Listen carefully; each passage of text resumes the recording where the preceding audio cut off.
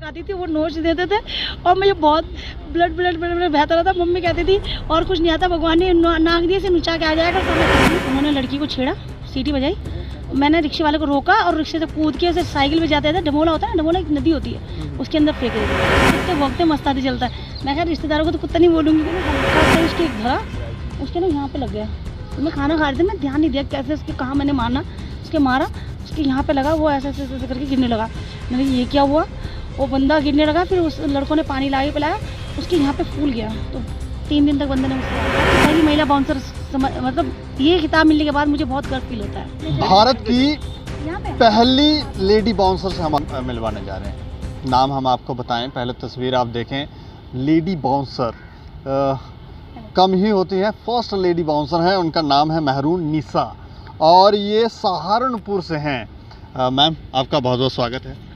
हमने एक डायलॉग सुना था एक मूवी के अंदर, मारी शोरियाँ शोरों से कम है के, तो आपको देखकर ऐसा लगता है लोग डरते हैं आपसे? नहीं डरते नहीं, मैं बोलूँगी ऐसे रिस्पेक्ट करते हैं, क्योंकि देखिए किसी को बोलना है कि डरते हैं तो फिर बंदे को सामने वाले को बुरा लगेगा।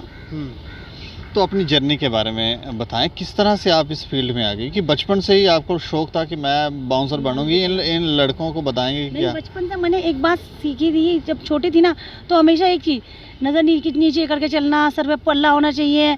लड़कियों औरत इस मर्द की दुनिया में औरत को अपनी ही मतलब मुकाम देखना पड़ता है और आदमी के सामने थोड़ा नीचे रह के चलना पड़ता है। मैं बचपन में ठान लिया था कि मैं मर्दों से कम नहीं हूँ और मुझे ये नहीं मालूम था कि मुझे इतना बड़ा खिताब मिलेगा। माँ बाप का आशीर्वाद समझिए या भाई बहनों का प्यार समझिए कि भारत की पहली महिला बाउंसर मतलब ये खिताब मिलने के बाद मुझे बहुत गर्व फील होता है।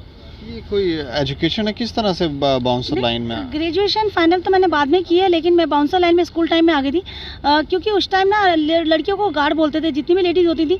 इसमें बहुत एज की 45 ईयर की भी ले आते थे उस टाइम पे, अभी भी हो जाता है लेकिन अभी थोड़ा सा उसको कम कर दिया। लेकिन पहले 45 की भी लेडी ला के रख देते थे, क्योंकि चेकिंग करनी होती थी, एंट्री करवानी होती थी, बस ये काम होता। सेम यूनिफॉर्म थी, सेम हमारा काम था, लेकिन लड़कियों को बोला जाता इतनी सिक्योरिटी गार्ड इधर आइए, इतने बाउंसर इधर आइए। तो जितने भी सिक्योरिटी ऑफिसर, जितने भी बाउंसर थे, मेरे हमेशा उन लोगों से पंगे रहते। इसी बात का विरोध करती थी कि जब जेंट्स बाउंसर है तो लेडी बाउंसर क्यों नहीं है? भैया मैं तो लेडी बाउंसर हूँ। और लड़कियों को भड़का के ले आती थी चुपके से। अगर आधा इवेंट हो जाए ना और कोई बोल दे सिक्योरिटी गार्ड इवेंट छोड़ देना। स्कूल में भी बच्चों को, लड़कों को धोया आपने? नहीं, स्कूल के तो मैं क्या बताऊँ, मेरे कितने पंगे होते थे लड़कियों लड़कों को मारने के। मेरे अक्सर करके घर में कंप्लेंट आती थी और भी मैं मम्मी से पूछती थी, मम्मी मुझसे डांटती थी। मैं बोलती एक बार उन पूछो तो मैंने क्यों मारा इनको, तो मैं पूछती क्यों? हिंदू मुस्लिम के मामले में लड़ रहे थे। मैं सोचती थी, बचपन में ही सुना था कि बचपन में लड़ाई होती है कि ये लोग बच्चे हैं तो इसलिए लड़ रहे हैं। आज मैं बड़ी हो गई हूँ, मतलब इतनी एज हो गई, देखती तो बड़े बड़े लोग ही पंगे करवा रहे हैं हिंदू मुस्लिम के, धर्म के नाम के, भगवान के नाम पे, अल्लाह के नाम पे लड़ रहे हैं। तो ये सब अपने बच्चों को भड़काते हैं। तो ये आपसे देखा नहीं जाता था इसलिए आप इनको धो डालते थे? कई सबके हाथ में ना सिर्फ मेरी मोटी नाक आती थी, वो नोच देते थे और मुझे बहुत ब्लड बहता रहा था। मम्मी कहती थी और कुछ नहीं आता, भगवान ने नाक दिए से नुचा के आ जाएगा हमेशा। क्या करूं, मैं धोती तो थी लेकिन किसी के हाथ में कुछ नहीं आता, नाखून लग जाते थे बस।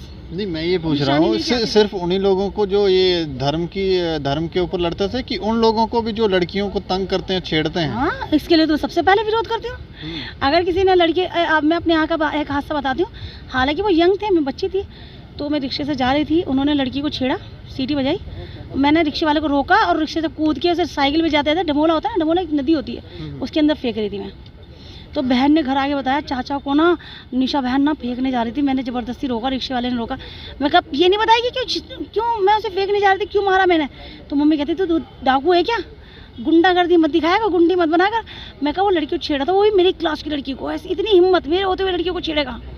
मम्मी कहती भैया मैं इससे बहुत परेशान हूँ। पापा क्या बोलते थे? पापा की तो मैं लाडली थी लेकिन सबकी नहीं चलती थी, सिर्फ मेरी चलती थी मेरे घर में। आज भी मेरी ही चलती है। हाँ, पढ़ाई के लिए विरोध करते थे कि पापा का कहना था कि देखो पढ़ो मत, मैं आपको हर ख्वाहिश पूरी करूँगा लेकिन पढ़ना मत। थोड़ा उनका मतलब ये था ना कि लड़कियों की तो शादी कर देनी है, कौन सा इनको पढ़ा के कुछ बनाना है, थोड़ी बड़ी होंगी शादी कर देंगे। जिम भी जाया करते? हाँ, मैं जिम जाती थी। अच्छा, मैं बचपन से ही? हाँ, क्योंकि मेरे चाचा का बराबर में जिम है ना पापा का, ये लोग, मेरा अपना दादा का जो घर है ना वहीं पे जिम था, तो मैं बचपन से जिम करती थी। 14-15 साल की तरह से जिम करने लगी है। तो रिश्तेदारों ने नहीं कहा आपके माँ बाप को आकर कि ये आपकी बेटी कौन से रास्ते पे चल रही है? बहुतों ने बोला है कि शादी करनी है, खामा खाई का ये कोसलेबाजी है। मैंने किसी की नहीं सुनी। कहते ना, सुना ना, मस्त आती कुत्ते भौंकते मस्त आती चलता है। मैं खैर रिश्तेदारों को तो कुत्ता नहीं बोलूँगी मगर जो भी मुझे बोलता था ना, सिर्फ पेरेंट्स, अपनी फैमिली को छोड़ के मैं किसी की नहीं सुनती थी। हाँ, उनसे भी हट कर जाती थी। बस यही है, मैंने लास्ट बार एक गलती की कि मैं सब इंस्पेक्टर के एग्ज़ाम में क्लियर हो गया था, मेरा रीजनिंग का फाइनल हो चुका था एग्ज़ाम, मैंने उसमें हट नहीं की पेरेंट्स से। वो मेरी सबसे बड़ी गलती थी। जिस तरह की मैंने बाउंसर के लिए हट की ना, अगर काश उसके लिए कर लिया तो आज एक बड़ा मुकाम हासिल कर सकती थी। तो मैं उन लड़कियों से ये कहना चाहूँगी, जितनी भी लड़कियाँ हैं ना, अगर वो कुछ हासिल करना चाहती ना, तो प्लीज़ थोड़ी सी कोशिश कीजिए। देखिए कितना बड़ा मुकाम आप हासिल कर सकते हैं, मुझसे कहीं आगे बढ़ सकती हैं। बस थोड़ी अपने माँ बाप से, परिवार से, मोहल्ले पड़ोस से थोड़ा सा जिद करके आगे बढ़ने की कोशिश कीजिए। शादी हो गई आप? नहीं, अभी नहीं। कहीं शादी होने के बाद पति को धोड़ा लो आप। नहीं, मैं वही बोल रही हूँ कि लड़कियों का मैं वो भी गलत सलाह नहीं दूंगी कि अपने पेरेंट या अपने हस्बैंड या अपने भाइयों के अगेंस्ट जाएं, उनके मुकाबला करें। हाँ, मैं अगेंस्ट जाने के लिए इसलिए बोल रही हूँ कि अगर आपका सपना पूरा हो रहा है, आप आगे बढ़ना चाहती हैं, उसका विरोध कर सकते हैं, लेकिन उससे गलत नहीं। आपके इस समय जो आपका इलाका है, वहाँ किस तरह की आपकी इस समय छवि है, और क्या लड़कियाँ आपको देखकर इस फील्ड में आ रही हैं कि हम भी बाउंसर बनेंगे अब? पहले जब मैं मोहल्ले से निकलती थी ना, मैं सुबह 7 बजे निकलती थी, रात के 5-6 बज जाते थे। तो और ये कौन सी ड्यूटी करके आ रही है सुबह की गई रात हो गई, भैया क्या ड्यूटी कर। मैं कहती थी साथ चलो ना, यहाँ गली मोहल्ले में बैठ के करने से क्या होता है, साथ चलो और देखो। फिर मैं सोचती यार छोड़ना, इनके मुँह कौन लगता है, जब मेरा काम हो। आज वही मेरे साथ फ़ोटो खिंचवाते हैं, पता क्या बोलते हैं, लड़की नहीं है लड़का है, इससे अच्छा। तो जितने भी मोहल्ले के मतलब मेरे है ना, अरे इन लड़कों से अच्छे नहीं, कम से लड़की है, यही हमारी बेटी हो जाती, कम से कम घर तो पालती। और किसी को झापड़ मारा हो और उसकी हालत मरने जैसी हो गई हो, कोई ऐसे नॉर्मली मारा हो और आपको बाद में लगा कि यार ये तो मर ही जाता? एक बार मेरे यहाँ पे बाउंसर था, वो अपने आप को शाहरुख खान समझ रहा था। मैं खाना खा रही थी, बार पता नहीं कौन सा गाना ऐसा करके करता है। मैं कहती भाई तू मेरा दिमाग ख़राब मत कर, तू साइड हो जा, अभी मेरा मजाक में मूड नहीं है। हालांकि मुझे सिस्टर मानते, मैं ऐसा नहीं बोलती। वो बार गाना गाता है, हाथ फैलाता है, और मैंने हल्का सा ही उसके एक धरा, उसके ना यहाँ पे लग गया। तो मैं खाना खा रही थी, मैं ध्यान नहीं दिया कैसे उसके कहाँ मैंने मारना, उसके मारा, उसके यहाँ पे लगा, वो ऐसे करके गिरने लगा। मैंने ये क्या हुआ, वो बंदा गिरने लगा। फिर उस लड़कों ने पानी ला के पिलाया, उसके यहाँ पे फूल गया। तो 3 दिन तक बंदे ने मुझसे बात नहीं की। जो आपको पटाने की कोशिश कर रहा था? ना ऐसे नहीं थे, गंदे नहीं थे, मजाक करते ना भाई। जैसे बाउंसर हैं हम सब, 4-8 बाउंसर हैं, तो खैर गंदा तो कोई नहीं है मेरे को भी। नहीं, कई ऐसे लोग भी होंगे ना जो आपको कोशिश करते होंगे पटाने की कोशिश करेंगे, वो खुद ही नहीं पट जाएंगे। काफ़ी बार गेस्ट करते, और मैडम क्योंकि ना इतनी भीड़ होती है ना, क्योंकि सबकी सेफ्टी का करने की जिम्मेदारी बाउंसर की होती है, तो मैं अपनी जिम्मेदारी से हटती नहीं हूँ। तो मैंने ऐसे चुलबुली लड़की बन के खड़ी जाती चुपके से भीड़ में, और लड़के आते हैं ना तो देखते वो सोचते हैं कि लड़की है, मतलब कोई भी लड़कियों की छेड़ेगा ना, और फिर दिखाती हूँ अपना रूप में, कहती हूँ अच्छा बेटा मुझे छेड़ेगा, चल फिर बाहर, अरे यही तो मौका ढूंढ रही थी, तू मुझे छेड़। नहीं तो ऐसे में आपसे शादी कौन करेगा, फिर सारे डर ही जाते होंगे। शादी कौन करेगा इसका तो बारे में कुछ भी नहीं पता। घर वाले करवा देंगे, आपको लगता होगा चलो घर वाले करवा देंगे, मैं खुद इन लड़कों को पीटूं ही सिर्फ। नहीं मैं निकाह की बात तो चल गई है, लेकिन वो लड़के, वो जिनसे मेरी शादी की बात हो रही है ना, वो मुझे बहुत गर्व करते हैं।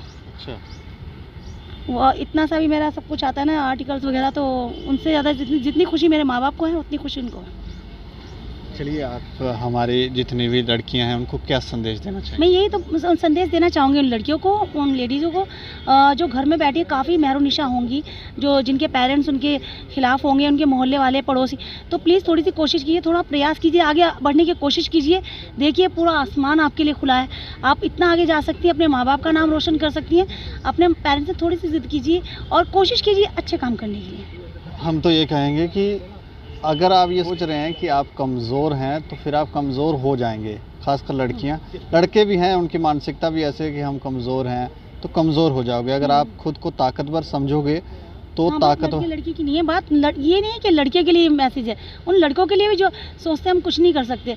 मेरे लिए लड़के में कोई अंतर नहीं। मैं ये नहीं कहूँगी कि लड़की ज़्यादा वो है, लड़के भी हैं काफ़ी, उनको भी अपने सपने पूरे करने का हक है। तो थोड़ा सा प्रयास कीजिए, हार मत मानिए।